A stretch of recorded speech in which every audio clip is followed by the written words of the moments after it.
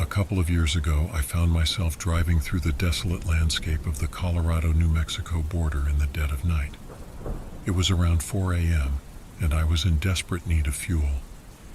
The barren terrain stretched out ahead of me, devoid of any signs of life except for the occasional tumbleweed that rolled lazily across the road. Thankfully, when I was at the point of desperation, I stumbled on the smallest, saddest little farm town I had ever seen. Its streets were empty, its buildings weathered and worn by time. But there, nestled in the heart of this forgotten town, stood a lone gas station, my salvation in the vast expanse of nothingness. I hadn't seen another car for hours. It was freezing cold, and it felt like this town had been abandoned. It was that quiet. Honestly, it was kind of cool except for the cold.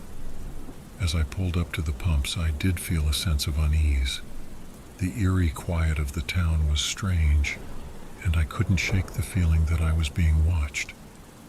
Ignoring my instincts, I stepped out of my truck and began to fill up, the chill of the night air gnawing at my bones. I was pumping away, completely alone, until I noticed another car in the shadows near the back of the building. It was a flashy black lowrider with completely tinted windows, and four, right out of a Mexican gangster movie, looking guys were leaning against it. I remember laughing because first, they startled the hell out of me, and second, they were wearing the black shorts, wife-beater tank tops, and the knee-high socks. Remember, it was freezing cold, it was the middle of nowhere, and they looked so casual. Without a word, all four got off the car and walked straight towards me until I could see the full sleeves and face tattoos under the pump lights. I quickly dropped the gas pump, jumped in my truck, fired up the motor, and did the greatest 0 to 100 that old girl had ever seen. Behind me, I could hear the screech of tires and the roar of engines.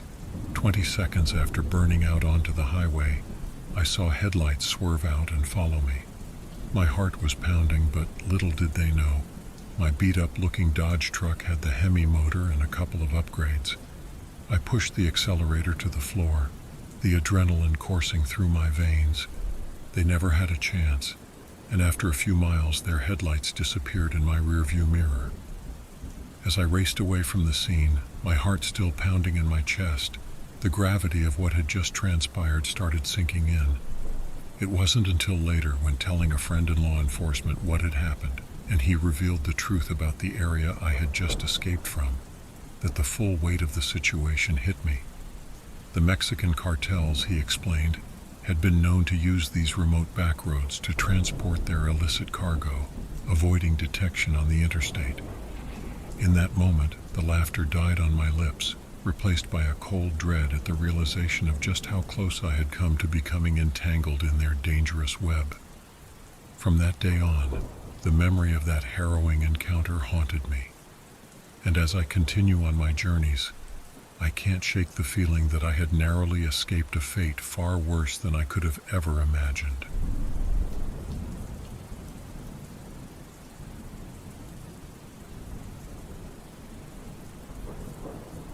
A lot of people that drive for a living or have done balls-to-the-wall cross-country drives can tell you about the running shadows. The first time I saw them, I was on the tail end of 12 straight hours of driving. I was driving through the middle of nowhere in the desert at night. Very little light from the sky, no man-made lights even on the horizon. Just the pitiful cone from my truck's headlamp, and being in the middle of the desert, it pretty much only lights up the road ahead. Nothing above ground level to catch the light. As I was barreling along, I started to see shadowy figures running alongside my truck out of the corners of my eyes, on 2 legs and 4.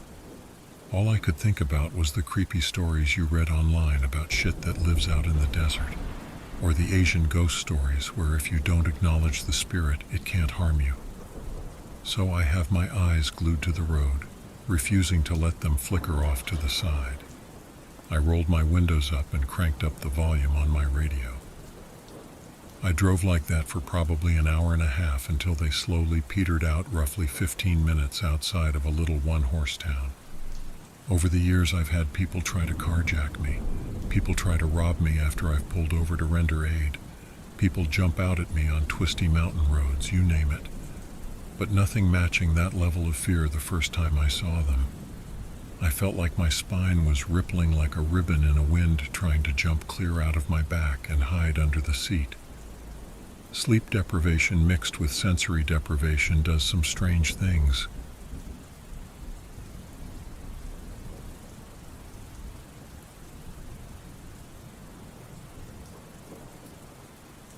When I was about 19, I was driving on a 2-lane road after work around 11 p.m. No other cars were on the road, and suddenly this guy in a red shirt on a bicycle swerved from the side of the road right in front of my car. I hit him. I felt the impact. I was repeatedly yelling, oh shit, and got out of the car to see how badly he was hurt. Only I didn't see him. I couldn't find the guy. No bike. No red-shirted guy. No dent or blood on my car. I searched everywhere in the ditch with a flashlight. A couple of people had passed by while I was looking in the field for a body when a sheriff's car pulled up. I told him what happened, and he very matter-of-factly said I didn't hit anyone. He told me that about 15 years earlier, a young man in a red shirt was hit by a car while riding his bike right there. He had died instantly. The deputy told me that every couple of years someone driving through there believed they'd hit a red-shirted bike rider. I'd apparently hit a ghost. It happened about 40 years ago, but it still creeps me out. To this day, I don't like driving at night.